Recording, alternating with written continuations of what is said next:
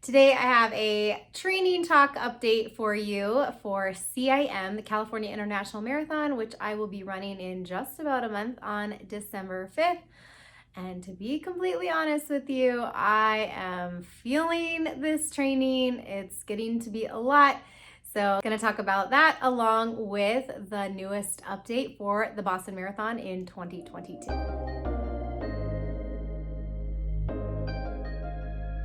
All right, so I'm officially 4.5 weeks out from the California International Marathon that I will be running with a friend of mine who I am coaching also. It will be her first marathon, so I'm super excited for that fact. I think that is definitely motivating me more than anything right now because having a second marathon training cycle this year has definitely been a lot for me. I will be running more miles this year than I ever have. I had a goal of over 2,000, which I am on track for. I think I'm about 96 miles ahead of plan at this point. So really excited about being able to meet that goal. Hopefully, God willing, everything goes well and I will be doing that. But yeah, it's been a lot. It's so easy for me to do these videos where I offer advice and I have so much to share and I feel like I've come such a long way and I love being able to do that, but it's definitely easier to give it than when you're on the other side of it and you're just really in the thick of training. So I had this 20 miler this week that honestly just had me feeling like completely blah. So we're going to start out with that, give you a little bit of a look into how that went, and then we'll get going on the rest of the video. Hey guys, I'm getting started on my 20-mile training run. Not really thrilled about doing it. It's like the middle of the day, so it's so cold and I had to get some work done. My kids are all home from school today. It's like a teacher work day. So honestly, sometimes I don't want to do these. It's not like I'm just super excited about going out and doing 20 miles by myself, but here we are. I got to do it. And that's why having a race on the calendar is so important, because you just have to get the training in. I have no excuses. I raided my kids' Halloween baskets for some fuel today. So I was out of I only had a couple human gels left, so I was like, oh, Halloween candy will be good. Usually that works for me okay, just because I don't usually have problems with my stomach. It'll be something to look forward to, right? So yeah, it's gonna be a lot, but we'll get it done. I'll see you guys in a few hours. Oh, and I downloaded a book, so I'm not worried about my pace today, just getting the miles in. I did some marathon pace work in my 17-mile run last week, so this is really just about getting another 20-miler in. So here we go. All right, like 5.5 miles in. I was like just to chunk these up and think about them as like, okay, a little over a quarter of the way done. Just makes it a little bit more approachable, right? Small chunks. So having this for my fuel, and I've had some tailwind water. It's cold, it's just like little flurries and stuff, so but it's going good. You know those runs where the miles just like tick by and when your like headphones beep or watch beeps saying that the next mile has already gone by, you're just like, wow, I can't believe this how fast this is going by. Yeah, this is not that run today. These miles are like taking forever to go by. I have 5 more to go. Just ready for it to be over. I'm bored, honestly. I'm cold. I've eaten all my candy. I have 1 Huma left. I had Twizzlers, Swedish Fish, and gummy bears. They all were great. But yeah, I'm just like about exactly 5 miles from my house. Just sort of been running around and listening to music, books. Just ready to check this off the list. Are you meeting up with me? All right, I gotta keep running. They're pretty awesome, my family. I'm like 19.9. Ooh. Made it. All right, so you guys can see from the 20-miler that it just was ugh. I don't know how else to describe it other than I just felt a little bit defeated by the end. My whole goal going into it was just to go easy. You could see that I said I didn't care about pace, but then even afterwards, I did feel like that easy pace felt too hard. And I didn't like that feeling, but at the same time, I just have to remind myself to take my own advice and the coaching advice that I know is right and that I should be running aerobically, and that's what I was doing. And really, more than anything, it was about getting in the miles. I wanted it to be over so badly, but you can see there were some major highlights there, especially my family meeting me at the end, which is always so awesome when they do that. And the Halloween candy, that was definitely a highlight. I think I just have to remember that this is just how you feel when you get really, really close to the end. It's hard to remember that. I do think that I'm a little bit more burnt out than I normally am, and I am reducing the mileage a little bit than what I have in the past. So I do think it's a little bit more off of the norm, but I just remember I made a comment to Susie from I Run Things, which if you don't subscribe to her channel, definitely check her out. She's awesome, but she's training for the New York City Marathon, which is this weekend, and she's doing Hanson's, and she had a video recently just where she talked about being really mentally and physically exhausted, and I told her, it sounds like you're right where you should be. Starting your taper and peaking means you're going to be ready to roll. So I'm going to remind myself of that.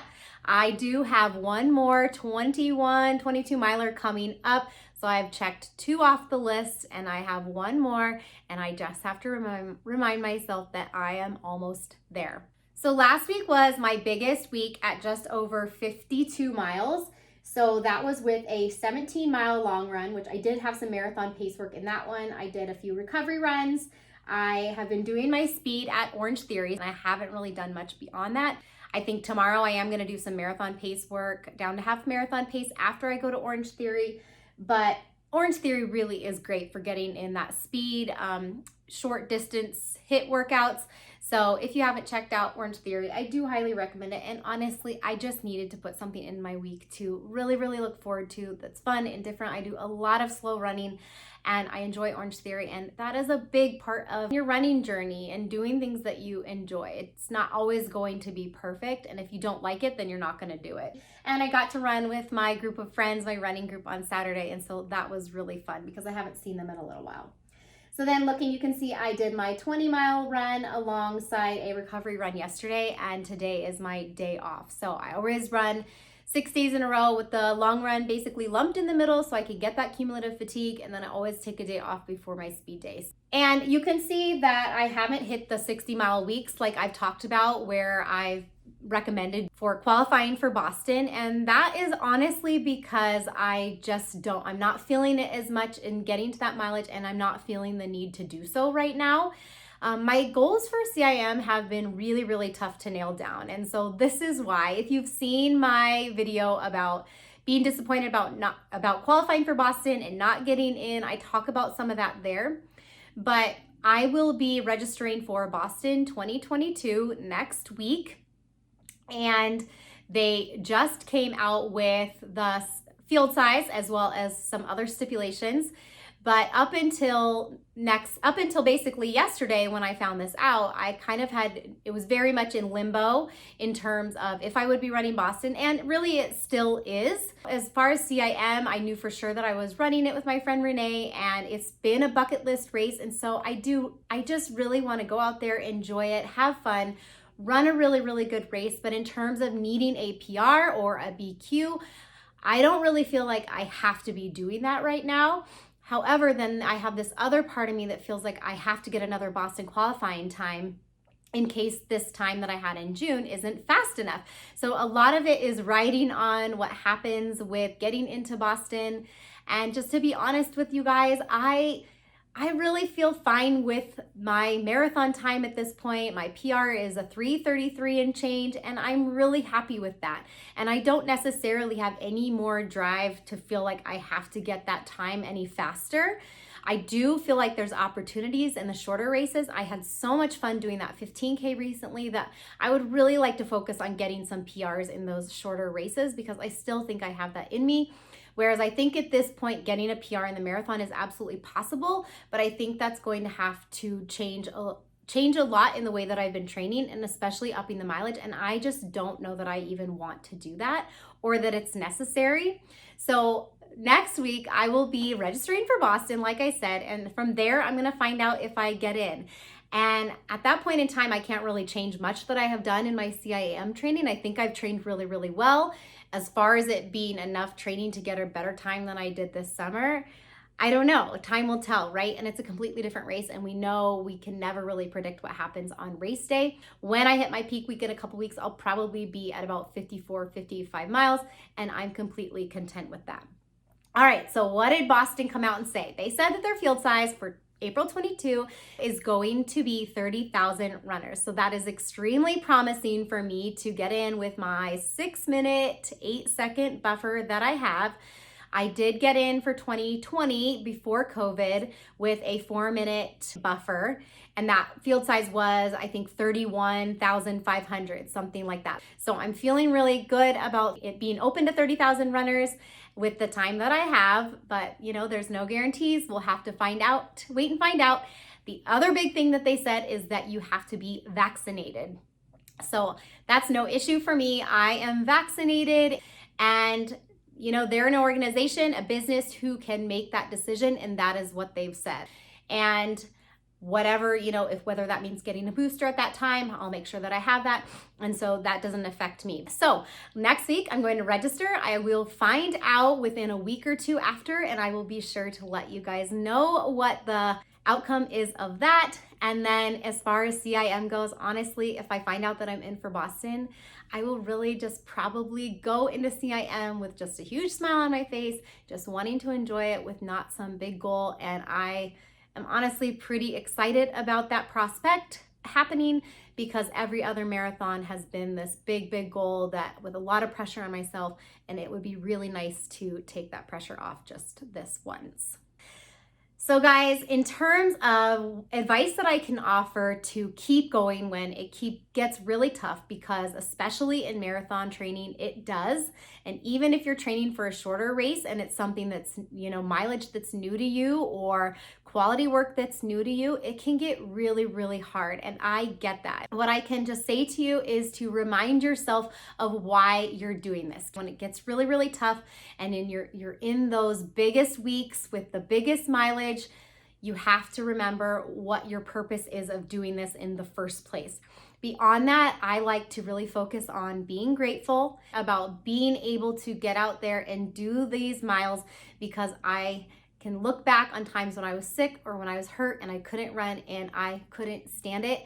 And I know there are people out there who would give anything to be in the position that I'm in. So that was something that I was really saying to myself on Monday when I was so overdoing those 20 miles and I just wanted to cut it off early. And I said, no, be grateful that you're out here. It doesn't matter how slow it is or if it's a slog, just get it done. Beyond that, my friend Renee, who I'm coaching, I know that she has been working super, super hard. And I just remembered her and how awesome she's doing. And I had to say to myself, just keep going. So even as someone who runs lots of races, has been running for a long time, who really, really loves it, I have down days and down weeks too, and times when I just want to take a break, but I know that I have to keep going. The end goal is near, then I can get that break that I need, and that it will absolutely be worth it. But it's very, very normal to feel that way. Don't forget that. And just keep going. Remember that you've got this. You are strong, you are amazing, and you are here to do great things. If you guys enjoyed this video, I would appreciate you pressing the like below. And if you're into all things running, check out my channel for other videos, and I will catch you guys in the next one.